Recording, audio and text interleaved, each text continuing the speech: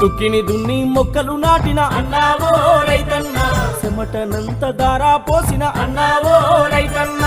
ఆరుగాలం సాకిరి చేసిన అన్నావో రైతన్న కన్నా బిడ్డను పెంచినట్టుగా అన్నావో రైతన్న పైరును పెంచుకున్నావన్నా అన్నావో రైతన్న పంట చేతికొచ్చిందా